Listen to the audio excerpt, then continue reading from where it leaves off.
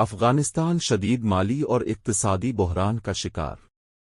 طالبان کے زیر اقتدار افغانستان کی مالیاتی اور اقتصادی صورتحال سنگین ہو گئی۔ حالیہ مہینوں میں ڈالر کی قیمت میں نمایاں اضافہ اور افغانی کرنسی کی قدر میں کمی نے گہری تشویش پیدا کر دی۔ افغانستان بینک نے 30 اگست کو $20 ملین نیلامی میں فروخت کرنے کا اعلان کیا۔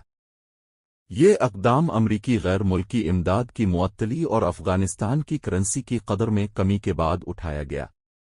ڈالر کے دباؤ کو کم کرنے کے لیے بینک نے کرنسی ایکسچینجرز اور تجارتی بینکوں کو نیلامی میں حصہ لینے کی دعوت دی ہے۔ اعلان کے مطابق کامیاب بولی دہندگان کو کاروباری دن کے اختتام تک مکمل ادائیگی کرنی ہوگی۔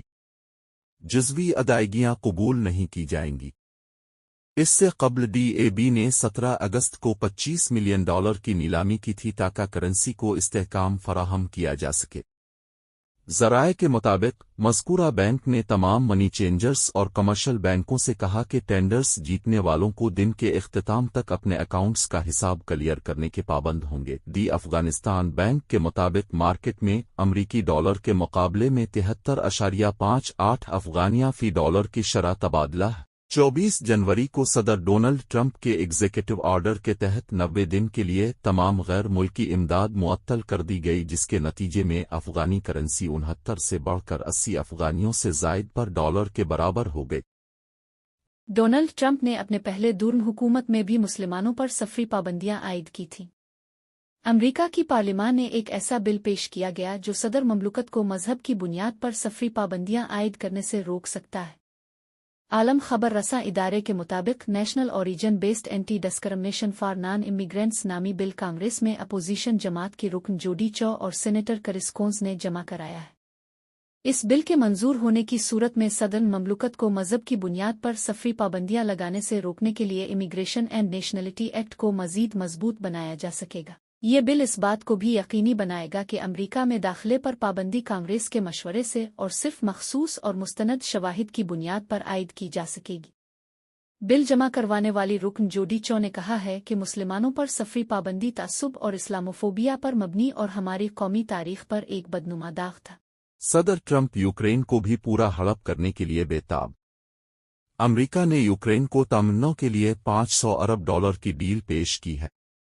یہ ڈیل دوسری جنگ عظیم کے دوران تباہی سے دوچار ہونے والے جرمنی کو تمنوں کے لیے دی جانے والی رقم سے زیادہ ہے۔ دلچسپ بات یہ ہے کہ یوکرین کے صدر ولودومور زیلنسکی نے صدر ٹرمپ کی پیشکش مسترد کر دی ہے۔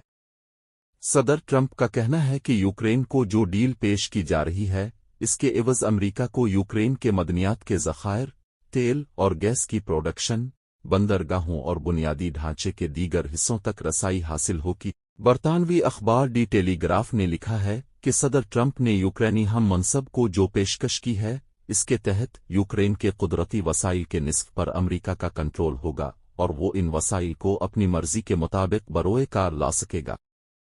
برطانوی اخبار نے بتایا ہے کہ اس ڈیل کی دستاویز کا متن 7 فروری کو تیار کیا گیا تھا۔ اس پر پریویلیجڈ اینڈ کانفیڈینشل لکھا ہوا ہے۔ امریکہ چاہتا ہے کہ یوکرین کے قدرتی وسائل سے ہونے والے منافع کا نصف اپنے پاس رکھے۔